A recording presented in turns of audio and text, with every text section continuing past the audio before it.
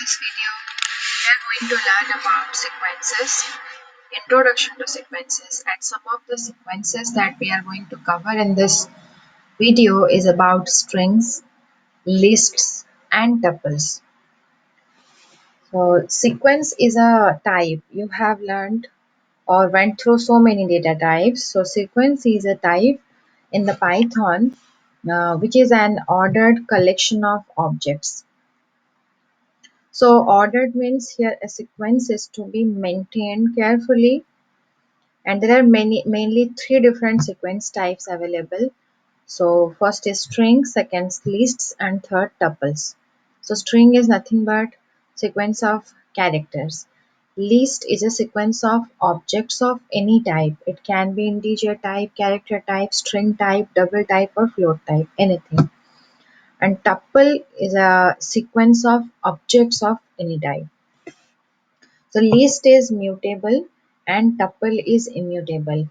And here immutability means that value in the sequence can never change.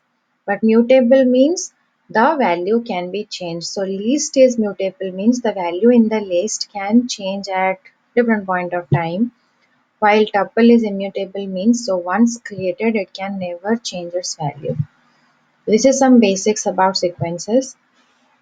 Let's try to have a variable, a sequence variable with having a value as hello. So let's say we want to find out the length of the word variable. So as it contains 5 characters in the string, so this sequence now contains 5 as its length. Now string indexing, so once you have a string like this hello, the indexing always starts with 0, 0, 1, 2, 3, 4 like this, and the length is 5. So if the length is 5, the indexing will start with 0 and go on up to like 4. And you can access any element at a particular index like this using the sequence name, the variable sequence name, and the index number. If you write sequence of 2, then it will display you L. If you write sequence of 4, then it will display O. Likewise. So let's say you want to return, you want to use this variable sequence word, and here you want to return the element at index 0. So let's see what happens. So it has H, so it returned H. Word of 1, so it returned E because 1 has E. Now let's see, can a sequence be referenced using the negative index? Yes. So let's see. So if you write like this, word of -1, so what happens if you start negative indexes? So it starts counting from the right hand side, the end of the string. So it starts with -1, -2, -3, -4, -5 like this. So -1 will have the value as O because the last right hand side character is O. Let's say 10, so we don't have an index 10 right in word. So let's run this. So let's see, list index out of range, it given the index error. So any index that you want to provide, it should be a valid index. That's what it's trying to explain. Now let's see what is slicing. So if you want to reference a consecutive elements in a sequence, so you need to use the concept of slicing. So let's see what is slicing. Slicing can be used like this: the sequence name, the start index, the stop index. If you want to jump in a gap, okay, let's say you don't want to fetch all the consecutive elements, rather you want to fetch all the elements with a certain step value provided. So that step value will be mentioned here. It determines the step size and between the indices. So let's see how it will work. So we will still use that word variable here with the hello value. So if you write like this 0 up to 2, it will get the first 2 characters. So see how it works. 0, 1, 2. So it will exclude 2. It will just include 0 and 1, that is HE. So let me run it. See, it will only have H and E. So let's say you will write like this. Default value of the starting index is 0. So we can simply just write like this without having a starting index. Just mention the um, stop index. So still it will start with the 0 index if you don't mention anything here. By default it starts with 0. So you can also use negative indexes as well.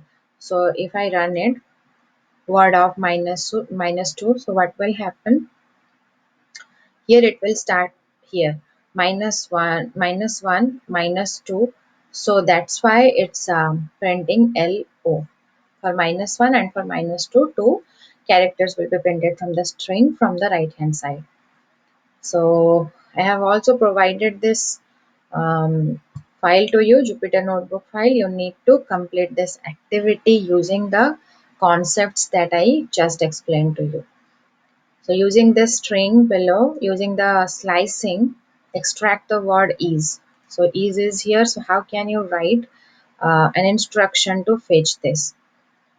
Likewise, try to solve this one and this one as well. Let's move on to lists. So what is list? List is a sequence of objects. So which and it is a sequence of references to each element. Technically, actually, that is what it means. And we have already known how to create lists, okay, in the last videos. Now let's see. We have a list called numbers where it has four number of elements. So this is a list, only integer type of elements are present. Let's see what is the length of the list. Four elements, that's why it gave four. Now, what are the first two elements? So, if you, let's say you want only 7 and 10, how can you write it? By default, start with 0. So, no starting index, stops with 2. So, it will just fetch 7 and 10.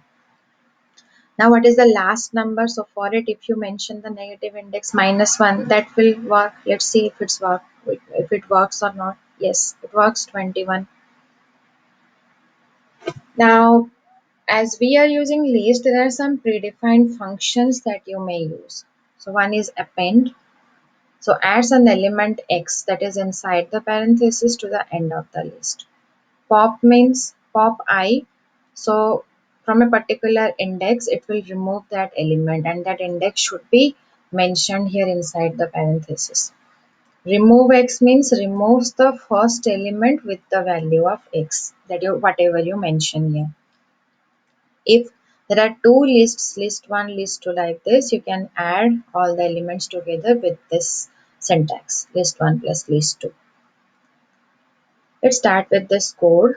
So x has three different values. Now we want to add 4 to it. So just use the append function and the element to add. Let's run it and see. And the list contains 4 elements. Let's come to strings.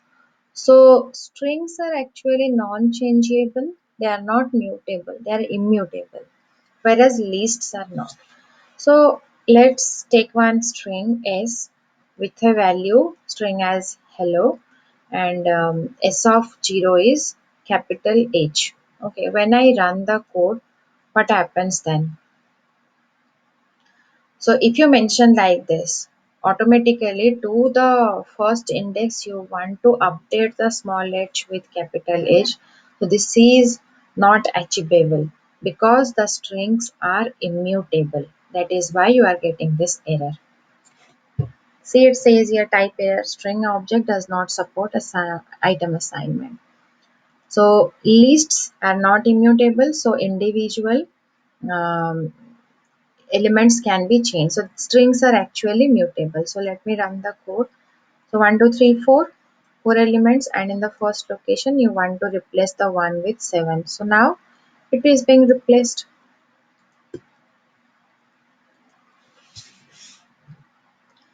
Okay, some further more examples. So here, as the strings are immutable, you may create new string and assign the string to previously used variable. So how to do that? Let's see that. This is a string variable s with string value. You want to print the id of it. So let me run the code. So first id is printed like this. Now you assign another one element. Okay. So if you do like this, the id will be changed. Sorry, the id will remain same, whereas the value is different because you are still accessing the object, the same variable s. Okay, so that is why it will, when you assign a value, it doesn't change the string but rather creates a new object. What is list? So let's see list. So list is a set of values, and here list 1 is getting assigned to list 2. So when you run the code, list 1 is 1 2 3 4, list 2 is also 1 2 3 4. So changing the first element, okay, it printed here. And now you want to assign 99 to list 1. So when you do that, as both of them has same values, they are pointing to the same object. So that's why 99 is being replaced with sorry, the 1 is being replaced with the 99 new value in the first position. These are the difference between the string and the list. Next, how to copy a list. So copy a list, you know, you must not use just simple assignment when you want to copy the element from one list to another. Instead, use the copy method. So copy, the list 1 contents will be copied and will be placed in list 2. Or equivalently, you can also do like this. Don't provide any starting or ending index, just the colon, and it will copy it over list 2. So actually all the operations above make shallow copies. So when a list is created and then populated with the copies or values of the original list elements, so shallow copies will be sufficient for our purposes. So there are shallow copies, deep copies. So to dive more deep into this concept, click on this link to have some knowledge. Deep copy, shallow copy. So now I'm going to show you about the shallow copy.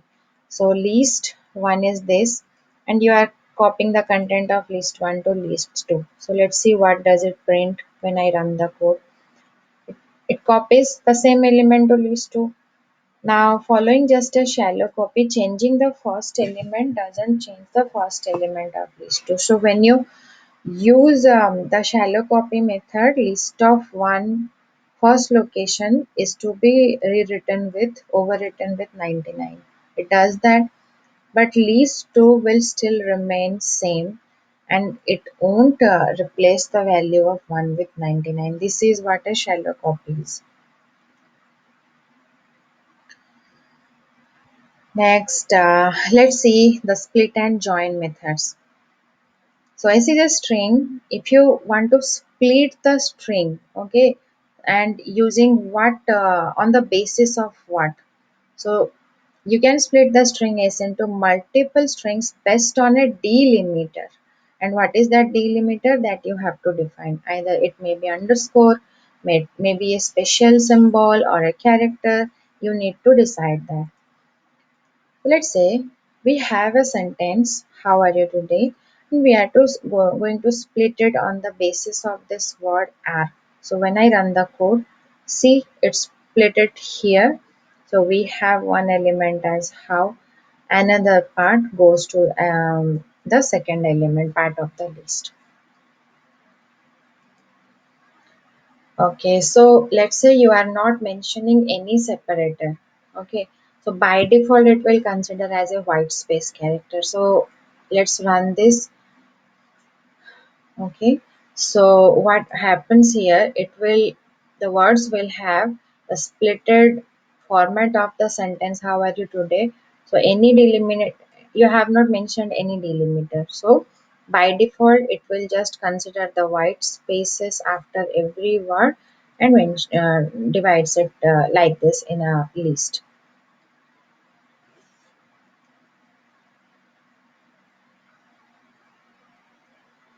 The string join method can be used to combine elements.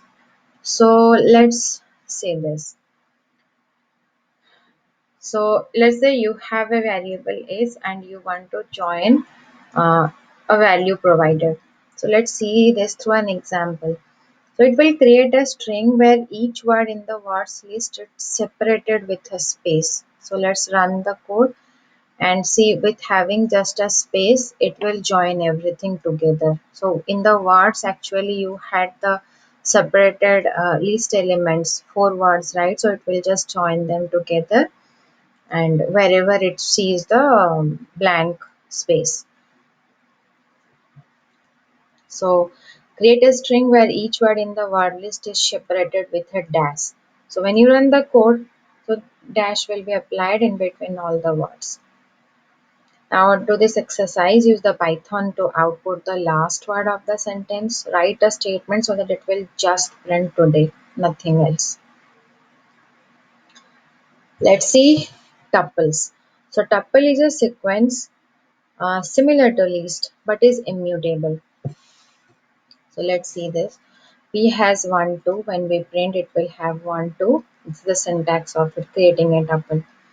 And tuple is specified by including a comma, separated list elements in parentheses. Okay. So we already had the length, slicing, all those concepts also applied to the tuple as well. So in general, lists are usually used to store similar values, either number of values or individual values might change. Let me take another example. Okay, so let's run the code, and what happens here, P of, if you mention the index like this, okay, P of 1, so 0, 1, that is in the second place you have the value as 2, second element with index 1. Tuples are immutable. So if you want to change an element, so let's say at first position 1 you want to replace with 3. Is it possible? So let's see this. This is not possible. This is immutable. Tuples are immutable. Now another example, there are two elements in the person tuple. You want to print this statement. Person of 0 is Bob, age. Person of 1 is 20 years old. This is how you can write a print statement using tuple name and indexing. Named tuple. So named tuple is a special type of tuple again, where its elements can be referred to by name. So how can we do that? The tuple object, the name tuple, and this is the syntax that you want. So let's see one example to understand it better. So for using this name tuple, you need to import the name tuple package from collections. Okay, otherwise it won't work. The name tuple function won't work. So a person name tuple is created with the type name and the attribute names. So when I run the code, okay, person has first, last, age as three attributes, and now I'm creating a person instance for the name tuple with having this first, last, and age values. Now print Fred. So when you print that, it will display it in this way. For all attribute values, what values for Fred are being assigned. Now let's dot operator. So rather than writing this, you can also do it in this way. Fred dot the attribute value first, Fred dot last attribute value, Fred dot age. So when you run the code, it will display the values within their proper call or references. If you want to get help from the Python about any documentation, so it can be it can be got from here through this statement. If you want to read everything about int data type, so it gives you all the detail in here. To get help on a string split method, suppose say you don't know the, we're not sure about the split function, so let's call the split from the string. So run it and it will give you all the detail. how to separate, how to split it, everything. Alternatively, if a string exists and we can use that string rather than generic str. So if it's already exists and you want to get the detail to apply the split function over the string, you can just directly use the variable name instead of the predefined name, that is str. So when you click that, it does give you the same explanation help. This is all about our unit 2 intro to sequences.